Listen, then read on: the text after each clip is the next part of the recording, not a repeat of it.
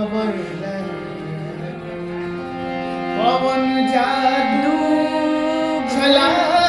दिहलू भइल बा दिल दीवाना ना खुद पर बा खबर कोनो वही मजनू जमाना हो जमाना के चोट से नैना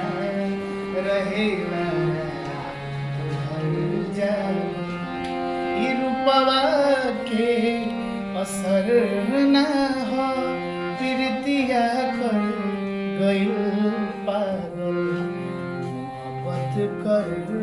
गइल अखिया ना धड़कन के खबर है।